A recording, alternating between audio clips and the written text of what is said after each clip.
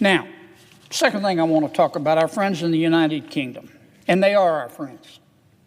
I love the people of the United Kingdom. I do. I went to school there for a while. They're wonderful people. They deserve better than the government that they're being given right now. I don't mean any disrespect in saying this, but I'm not a big fan of the Prime Minister Starmer. The United Kingdom was founded by geniuses, but at the moment it's being run by idiots. We entered Iran because we had no choice. I don't want America to be the world's policeman. I do not. But on occasion, some of the bad guys in the world decide they're going to be the world's policeman. And it requires us to intervene.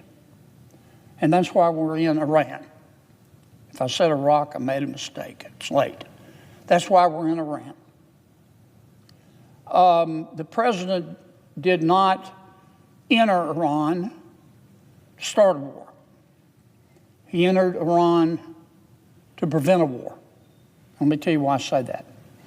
Our intelligence clearly showed, categorically, unequivocally, that Iran had restarted its nuclear warhead program. And let me say, I love the people of Iran too. I mean that. I don't think much of their political leadership. The good people of Iran basically are being governed before and now with the new supreme leader by Jack Nicholson and The Shining. They are stone cold crazy. Their religion teaches them, their interpretation of their religion tells them that they have to kill people who don't interpret their religion the same way that they do. And when your religion tells you to kill somebody, as far as I'm concerned, it's time to get a new religion.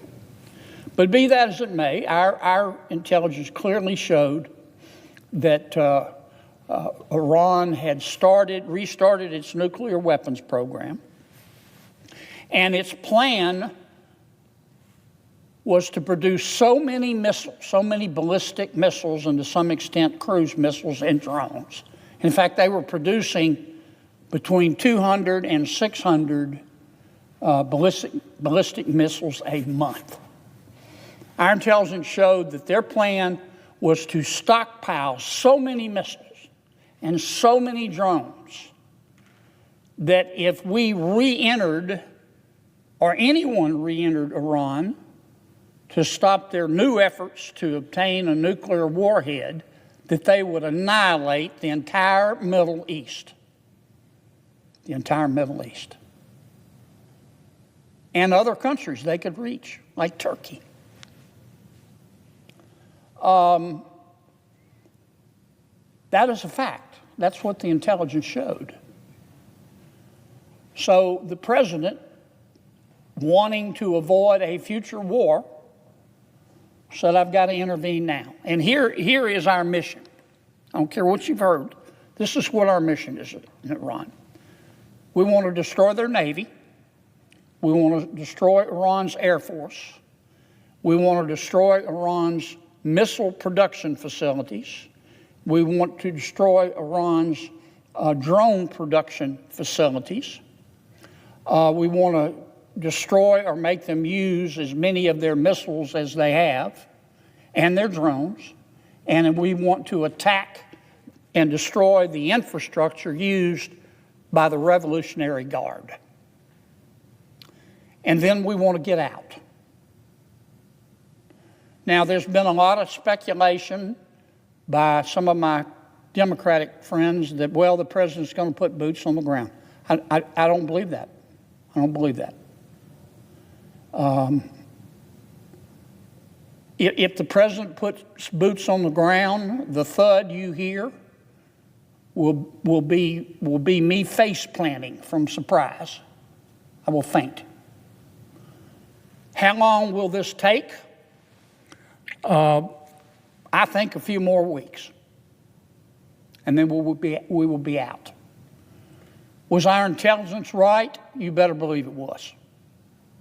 What's the first thing, the very first thing that the Iranian leadership did? They started attacking all the other countries in the Middle East. They even fired a missile at Turkey. They even fired a missile at the United Kingdom, one of its bases in Cyprus. Now, I give you this background so you will know why the president did what he did. Everything I just told you, the Prime Minister of the United Kingdom knew. He had the same intelligence we had. When it came time for us to intervene, he said, you cannot use any United Kingdom Air Force bases or military bases. None. Zero. Nada. He specifically said you can't use Diego Garcia, the joint U.S. United Kingdom military base in the Indian Ocean that Keir Starmer is trying to give away to Mauritius. You've heard me talk about it on the Senate floor. And Mauritius, of course, will welcome the Chinese. Now, once the war started going the way of people who believe in freedom, Prime Minister Starmer changed his mind. Now he says you can use our bases. Thank you very much, it's a little late. We don't need you. He also is trying to give President Trump advice about how to conduct the war.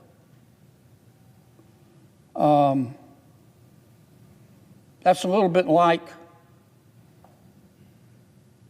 seeking the advice of a nun about sex.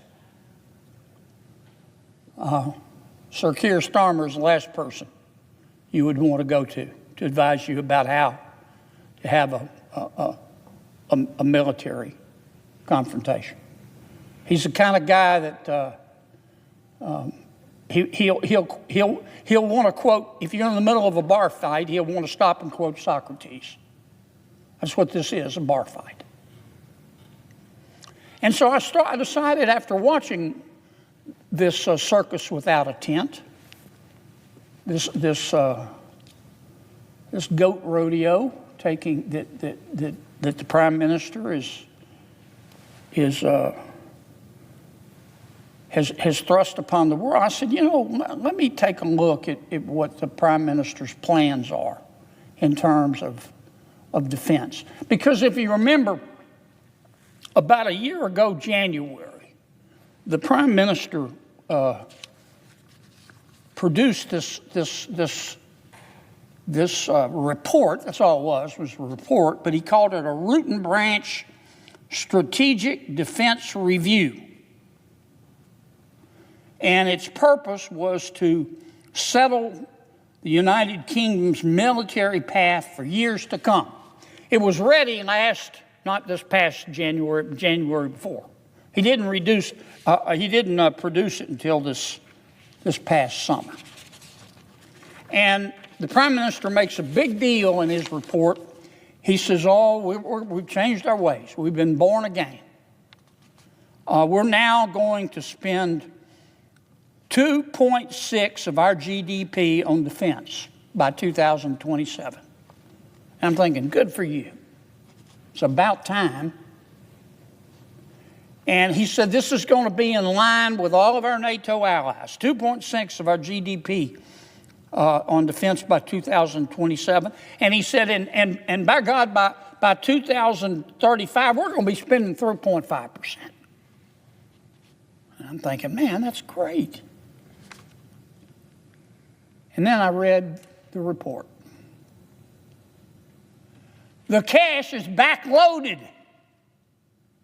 He didn't bother to tell the people of the United Kingdom or NATO or the president. The cash is backloaded. He's not going to even start spending the money, the real money, until the 2030s. That's 4 years from now. He's going to make it somebody else's problem. I can assure you the Prime Minister will not be the Prime Minister in 2030 and beyond. Talk about sleight of hand.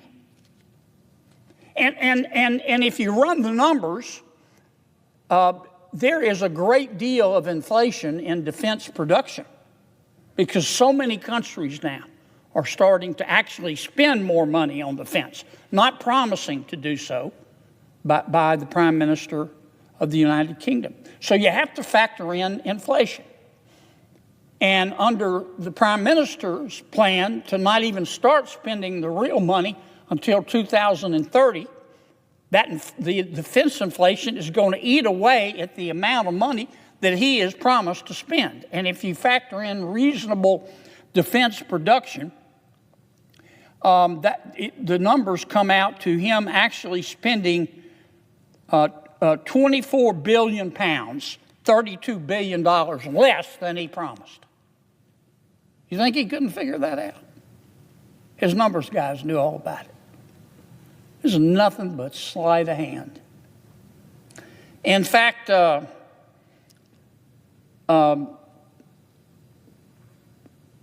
one commentator in the United Kingdom has said it's worse. According to his computations, there's going to be a $28 billion gap over 4 years.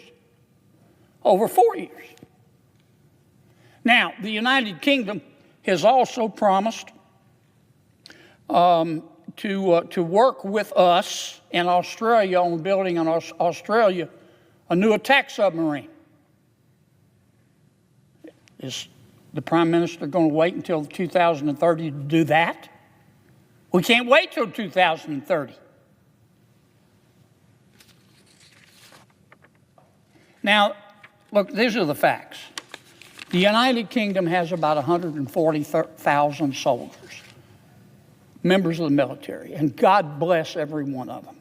God bless every one of them.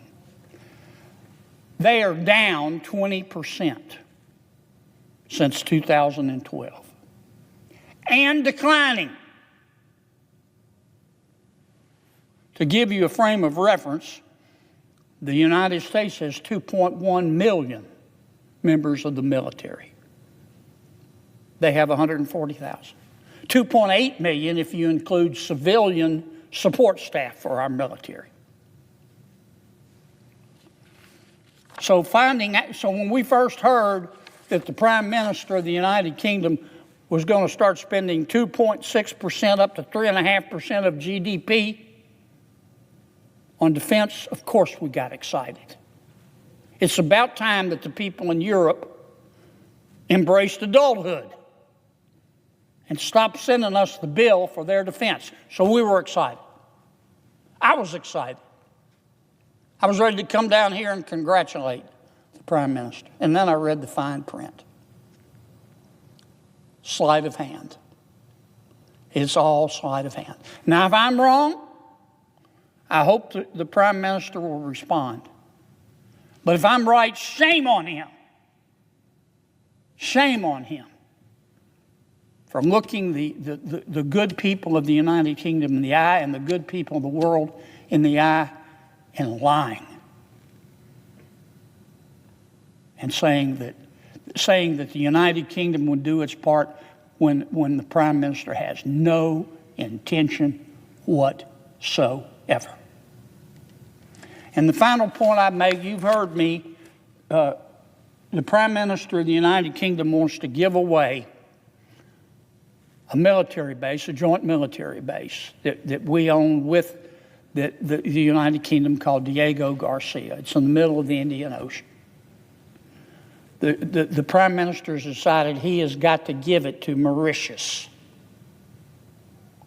Mauritius never owned the Chagos Islands, one of which houses our military base. Mauritius has no connection to the islands. But the United Nations told the Prime Minister that he should be ashamed and that the good people of the United Kingdom should be ashamed because of the United Kingdom's colonial past. And so Mr. Starmer, woke that he is, said, well, we gotta give it away. We want to give it away to Mauritius, who is just like this with China. You might as well just hand the keys to China.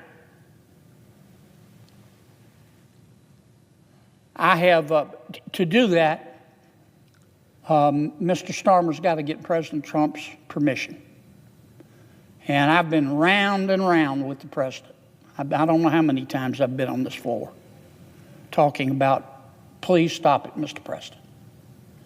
One day I'm not criticizing the president because he's got to listen to his advisors. I get that. First he was against it, then he was for it, then he was against it, then he was for it. His last comment, I think he's figured Mr. Starmer, the prime minister, out. He said, no way, no how. He said, no sir, no ma'am, no way. I am not giving you permission. Please stick, Mr. President. Please don't do it. For us to give away that military base, which will end up in the hands of China, for us to give away one of the few places in the Indian Ocean that we can actually refuel our submarines, for us to give away this isn't a hyperbole, it's one of the most important military bases in the defense of the American people. For us to give it away would be unconscionable. Tell Mr. Starmer no, Mr. President.